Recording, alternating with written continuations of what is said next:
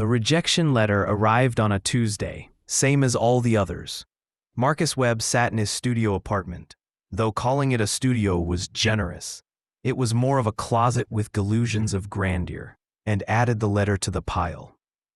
Rejection number 47. He'd stopped reading them weeks ago. The words were always different, but the message was always the same. Not quite right for us. Doesn't fit our current needs. Wish you the best with your future endeavors. Future endeavors. The phrase tasted like ash. He was 32 years old, and the only thing he'd published in the last 5 years was a blog post about writer's block that exactly 3 people had read. One of them was his mother. Another was a spam bot. The third never left a comment. See, Marcus assumed they'd clicked by accident. His phone buzzed. Rent reminder. Due in 3 days. His bank account had $218 in it. Rent was $950. Marcus closed his eyes and pressed his palms against them until he saw colors. This wasn't how it was supposed to go. At 22, he'd been certain that by 30, he'd have published his novel, won awards, maybe even sold film rights. He'd pictured himself at book signings, at literary festivals, in bookstores where people whispered, "That's Marcus Webb." Instead, he was here, alone, broke, invisible. The knock at the door startled him. Marcus wasn't expecting anyone. He never expected anyone. His social circle had shrunk to the size of a pinpoint over the years, until even that pinpoint had winked out. His college friends had stopped calling after he missed one too many gatherings, citing deadlines that never produced published work. His family had stopped asking about his writing after Thanksgiving 3 years ago, when his uncle had loudly suggested he get a real job between bites of turkey. He approached the door cautiously, peering through the peephole. An older man stood in the hallway, 60s, maybe early 70s, well-dressed in a charcoal suit that probably cost more than Marcus's entire wardrobe. Silver hair, neatly trimmed. Italian leather shoes that gleamed even in the dim hallway light. There was something familiar about his face, something in the shape of his jaw, the set of his eyes. "I know you're there, Marcus," the man said. His voice was warm, almost amused. "I can see your shadow under the door. Let me in. We need to talk." "I don't know you," Marcus called back. "Not yet, but you will. Or you did. Time is complicated." The man chuckled. "Please, 5 minutes. That's all I ask." Against every instinct screaming at him to keep the door closed, Marcus unlocked it. The man smiled as he entered, and Marcus's stomach dropped. That smile. He knew that smile. He saw it every morning in the mirror, on the rare occasions when he had something to smile about. "Who are you?" Marcus whispered. The man settled into Marcus's only chair, a thrift store relic with one broken armrest, and folded his hands. Expensive watch, manicured nails, the kind of hands that hadn't struggled in decades. "I'm you, Marcus, 50 years from now, and I'm here to offer you a deal." Marcus laughed. He came out high and desperate. "Right, sure, my future self. Did the Sci-Fi Writers Workshop send you? Is this some kind of prank?" "Look at my face," the man said quietly. Marcus looked, really looked. The shape of the nose, broken once in high school when he'd face-planted during track practice. The small scar above the left eyebrow, camping accident at age 9. The way the man's left eye crinkled more than the right when he smiled. An asymmetry Marcus had always hated about himself. Even the mole on his neck, the one he always thought about having removed. "This is insane," Marcus breathed. "Insane, but true." The older Marcus reached into his jacket and pulled out a photograph. He placed it on the coffee table between them. "This was taken last month. Your last month, August 2025. The photo showed Marcus, his current Marcus, standing in this exact apartment, wearing the shirt he'd put on this morning. He was holding the rejection letter he'd received today. His face was visible through the window behind him. Caught in a moment of despair, Marcus remembered experiencing just an hour ago. How doesn't matter. What matters is why I'm here." The older Marcus leaned forward, and Marcus caught a whiff of expensive cologne. Marcus, I've watched you struggle for 30 years. 30 more years, and I'm here to tell you it doesn't get better. You never publish your novel. You never get famous. You die alone in a state-subsidized nursing home. And your unpublished manuscripts are thrown away by a nurse who doesn't even read the first P. The words hit Marcus like physical blows. That's not, You're going to keep trying. I know, I did. You'll write 6 more novels, each one better than the last, each one rejected by every agent and publisher you send it to. You'll work soul-crushing jobs to pay the bills, data entry, call centers, retail. You'll watch your high school classmates become successful, post their book deals and movie adaptations on social media. You'll watch younger writers, some barely 20, get 6-figure advances for books you know aren't as good as yours. The older Marcus's voice dropped to a whisper, and slowly, year by year, you'll die inside, until the day your heart stops and all that's left is regret. Marcus's hands were shaking. Why are you telling me this? because it doesn't have to be that way. The older Marcus's expression shifted, became intense, almost hungry. I've come back to offer you another path. Success, fame, everything you've ever wanted. Your novel published within the year, a bestseller, awards, movie deals, book tours, interviews, the whole dream. That's impossible. Not impossible, just costly. Costly how? The older Marcus stood and walked to the window, gazing out at the city. The afternoon sun caught his silver hair, making it glow. He looked distinguished, successful, everything Marcus had ever wanted to become. There's a choice coming, Marcus. A small one. Insignificant, really. In 3 days, you'll meet a woman at a coffee shop, Emma Chen. She'll be sitting alone, reading a book, your favorite book, coincidentally. You'll want to talk to her. You'll even stand up to approach her, and then you'll sit back down. Convince yourself she wouldn't be interested, and leave without saying a word. Marcus frowned. The scenario felt eerily specific, disturbingly plausible. How many times had he done exactly that?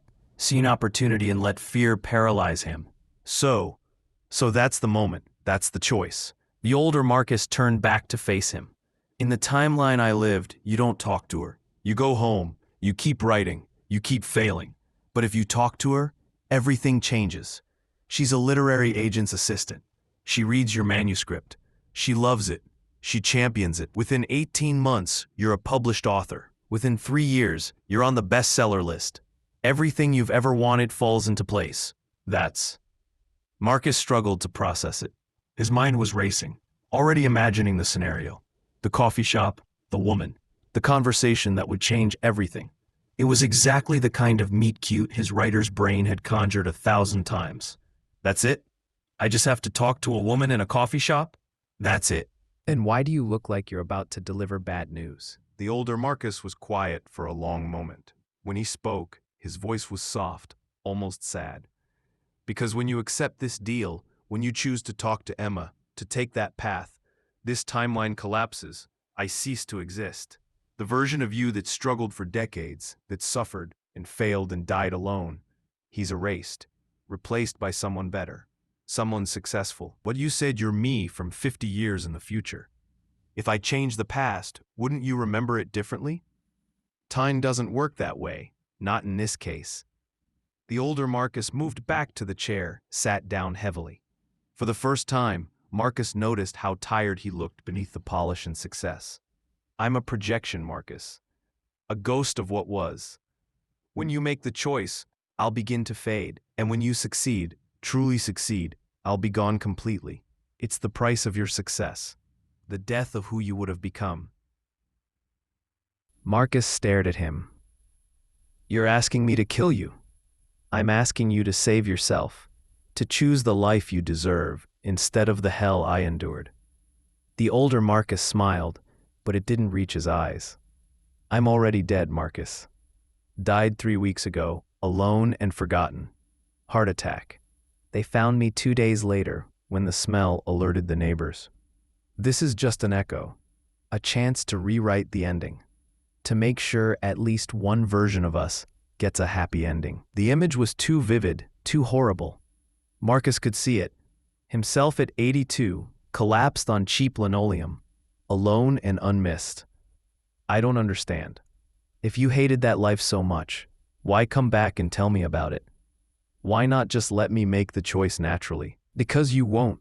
The older Marcus's voice cracked. I know you. I am you. You'll see Emma. You'll want to approach her, and fear will stop you. The same fear that stopped you from taking every risk, making every bold choice. You're paralyzed by the possibility of rejection. And that paralysis will cost you everything. Marcus sank onto the couch. His mind was reeling, spinning through the implications. This is insane. Time travel doesn't exist. You're not real. This is a breakdown. I'm having a breakdown. Touch me, the older Marcus said. What? Touch my hand. Prove to yourself that I'm real. Marcus reached out slowly. His fingers met solid flesh, warm and real. The older Marcus's hand wrapped around his, and Marcus felt calluses, the ridge of a scar on the palm, the slight tremor of age. It was real, impossibly, terrifyingly real. I'm real, the older Marcus said. And so is this opportunity. In 3 days, at Lucia's Coffee House on 7th Street, at exactly 2:15 in the afternoon, your entire life will hinge on one moment of courage. I'm here to make sure you don't waste it. And if I don't, if I walk away from Emma, stay in this timeline, the older Marcus released his hand, then you'll live the life I lived. And 50 years from now, maybe you'll be the one visiting your younger self, hoping he's brave enough to make a different choice. Marcus looked down at his hands, writer's hands, hands that had typed millions of words no one would ever read. What's it like? The other life? The successful one? I don't know. I didn't live it. The older Marcus's voice was gentle. But I imagine it's good. You always did have talent, Marcus. Real talent. You just needed a break. Emma is that break. Why me? Marcus looked up, eyes burning. Why is it so hard for me when other people make it look easy?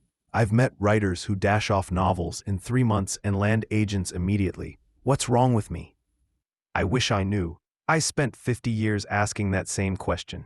The older Marcus stood, began pacing the small apartment. Maybe there's no answer. Maybe the universe is just arbitrary and cruel. Or maybe, he hesitated. Maybe we needed to fail that long so we'd appreciate success when it finally came. So we wouldn't take it for granted. That's a terrible philosophy. I know, but it's all I've got. The older Marcus moved toward the door. I'm going to leave you now. Think about what I've said. Make your choice. But Marcus, make it the right one. Wait, Marcus called. Will I see you again? Before the 3 days are up? The older Marcus paused at the door. When he turned back, his eyes were wet. No, this is goodbye, for both of us. He smiled, and this time it was genuine, sad and beautiful and final. Write something wonderful, Marcus. Write the stories I never got to tell. Live the life I never got to live. And when you're old and successful and happy, remember me sometimes. Remember the ghost who gave up his existence so you could have yours. Then he was gone. Marcus sat alone in his apartment for hours, unmoving. The photograph was still on the coffee table. He picked it up, studied it. It was real, solid, impossible. That night he didn't sleep. He sat at his computer and opened his manuscript. His beautiful, broken, rejected manuscript, and read it through from beginning to end. It was good, really good. Not perfect, but good enough. Good enough to deserve a chance. The next 3 days passed in a blur. Marcus caught himself checking the calendar obsessively, watching the hours count down. He researched Emma Chen online, found her LinkedIn profile, confirmed she worked as an assistant at Meridian Literary Agency. The older Marcus hadn't been lying about that at least, but the more he thought about it, the more uneasy he became. The older Marcus had been too desperate, too eager. And that thing he'd said, when you succeed, I'll be gone completely. Not fade, not cease to exist, gone. On the 3rd day, Marcus arrived at Lucia's Coffee House at 1:45, 30 minutes early.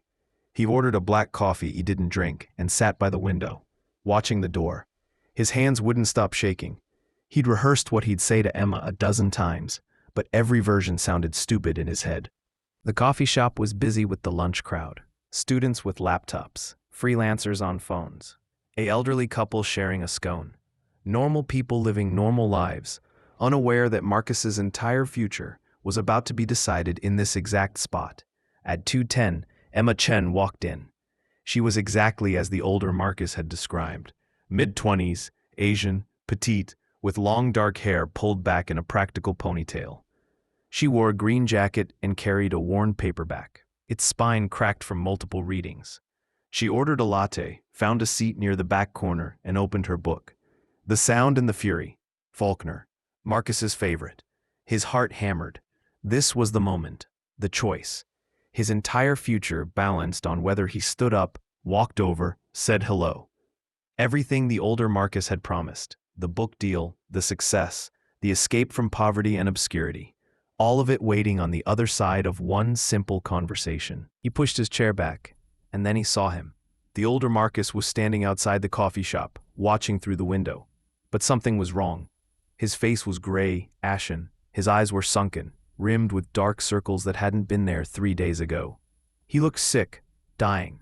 As Marcus watched, the older man pressed his hand against the glass, and Marcus saw that his fingers were translucent, like smoke trying to pretend it was solid. Their eyes met. The older Marcus mouthed 2 words, "Trust me." But Marcus didn't. Not anymore. Not since he'd spent the last 3 days thinking, researching, questioning. The story didn't make sense. Time travel didn't work like that. And the older Marcus's desperation felt less like concern and more like need.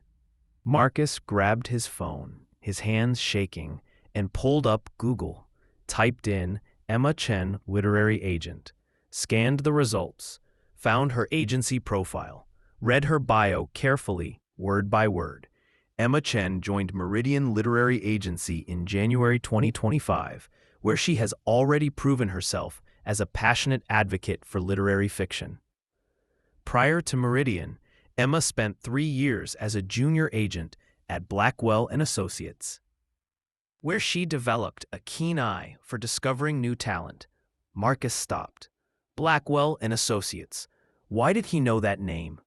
He searched his email, fingers flying over the screen, found it. A rejection letter from 6 months ago. One of his former rejections from an agent he'd queried, signed by Emma Chen. She'd already rejected his manuscript. She'd read it, or at least glanced at it, and passed. She'd had her chance to champion his work, and she'd chosen not to. So why would she champion it now? What had changed between 6 months ago and today? Nothing had changed. Unless Marcus looked up. The older Marcus was still outside, but now he was leaning heavily against the wall, his body flickering like a bad television signal. He looked like he was in agony, desperate. His mouth was moving, words Marcus couldn't hear. Please, please, do it. Talk to her, please. And suddenly, Marcus understood. The older Marcus had lied. Not about everything. Marcus believed he really was from the future, believed he really had lived a terrible life.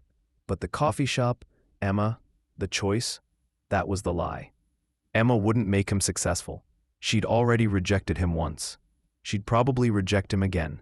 One conversation in a coffee shop wouldn't change her professional assessment of his work. So what was the real choice? What would actually happen if Marcus approached her? He thought about the older Marcus's exact words. When you succeed, truly succeed, I'll be gone completely. Not when Marcus made the choice, when he succeeded. And the older Marcus was already fading, already dying. Why? What had Marcus done?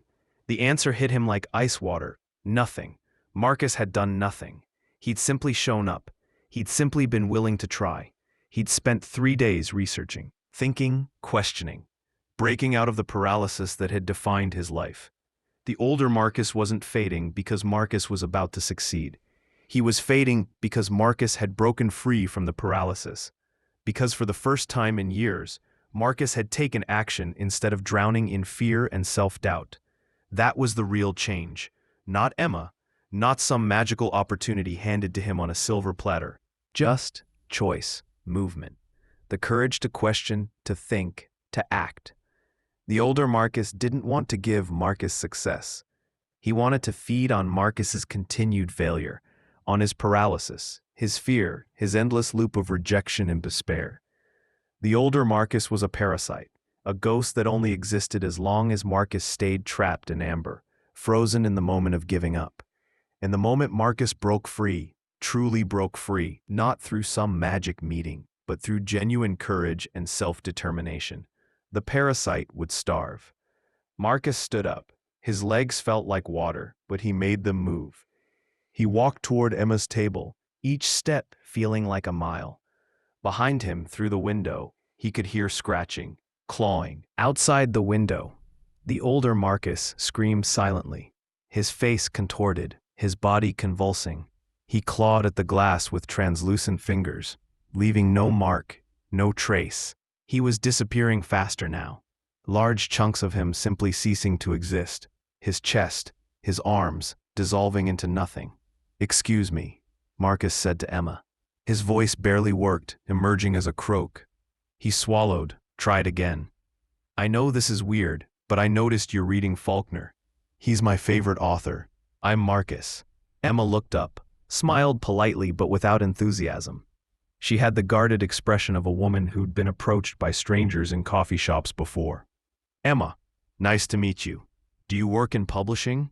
I think I recognize your name." Now her expression shifted slightly, became more interested. "I'm an assistant at a literary agency. Are you a writer?" "Trying to be. I've been working on a novel for years." "What's it about?" Outside, the older Marcus was almost gone. Just his face remained, floating like a mask, eyes wide with rage and terror. His mouth opened in a final, silent howl, not of sadness, but of fury. The fury of something that had been feeding for decades and was suddenly being starved. Then he was gone, completely, as if he'd never existed. Marcus took a breath. It's about a man who meets his future self. And it turns out the future isn't what he thought it would be. It's about choice and fear and the versions of ourselves we kill by standing still. Emma leaned back, her interest clearly piqued. The polite wall was coming down. "That sounds fascinating. Philosophical sci-fi?" "Something like that, with horror elements." They talked for 40 minutes. Emma was smart, funny, passionate about books. She'd gotten into publishing because she loved discovering new voices, loved being the first person to recognize something special. When Marcus finally mentioned that he had a manuscript, she gave him her card and told him to send it to her personal email. "I'll take a look," she said. "No promises, but I'm always looking for fresh voices." "Actually," Marcus said, "I think you might have seen it before. I queried Blackwell and Associates about 6 months ago." Emma's face fell slightly. "Oh, if I passed on it then, I know. You probably will again." Marcus surprised himself with the calmness in his voice. "But I'd still like you to read it. Not because I think you'll magically change your mind. Because I want feedback from someone who knows what they're talking about. Someone who can tell me what's not working." Emma studied him for a moment. Then she smiled, a real smile this time. "That's refreshingly honest. Sure. Send it over. I can't promise representation, but I can give you real feedback. That's all I'm asking for." Marcus left the coffee shop an hour later, feeling lighter than he had in years. He didn't know if Emma would like his book. He didn't know if this would lead to anything. Maybe she'd reject him again, more thoroughly this time. Maybe he'd write 6 more novels that never sold. Maybe he'd die alone in that nursing home, just like the older Marcus had said. But maybe not. Maybe this was the first step towards something better. Or maybe the step itself was the something better, not the destination, the movement, the refusal to stay paralyzed. That night, Marcus opened his laptop and started writing. Not his novel. He'd send that to Emma tomorrow. Tonight, he wanted to write something new, a short story, about a man who met his future self and learned that the future isn't a destination. It's a series of choices, small ones, insignificant ones. And sometimes, the choice isn't between success and failure. It's between paralysis and action, between fear and courage, between staying locked in a prison of your own making and taking one step forward even when you don't know where it leads. Marcus wrote until dawn. The words flowed like they hadn't in years, pure and clean and true. And for the first time in forever, he didn't write out of desperation or obligation or fear. He wrote because he wanted to, because he had something to say, because even if no one ever read these words, they mattered to him. When he finished, he saved the document and titled it, "The Man Who Killed Tomorrow." Then he sent his novel to Emma Chen, made himself breakfast, and started planning his next story. His phone buzzed, rent reminder. He still didn't have the money. He still didn't know how this would end. But he was moving forward, and that was enough. 3 weeks later, Emma emailed him. She'd read his manuscript. She had notes, lots of notes. The structure needed work. The ending was weak. The protagonist's motivation wasn't clear enough. The middle section dragged. But underneath all the problems, she saw something. Potential. A voice. Raw talent that needed shaping. She couldn't represent him. She was still an assistant, didn't have the authority. But she wanted to work with him, help him revise, and when it was ready, she'd pitch it to agents at her firm. No guarantees, no promises, just an opportunity. Marcus read the email 3 times, his hands shaking. This wasn't success, not yet. It was possibility, a chance. The beginning of a very long road that might not lead anywhere. It was everything. He wrote back immediately, "I'd love to work with you. When can we start?" That night, Marcus stood at his window and looked out at the city. Somewhere out there, in some timeline that no longer existed, an older version of him had died alone and bitter. That Marcus had lived a life of rejection and failure, had become a ghost feeding on his younger self's fear and paralysis, trying to keep him trapped in the same loop that had destroyed him. But that Marcus was gone now, dead, killed not by a choice in a coffee shop, but by the simple act of refusing to be paralyzed anymore, by questioning, by acting, by choosing to move forward even when the path wasn't clear. "Thank you," Marcus whispered to the darkness, "for showing me what not to become." The city lights sparkled like stars.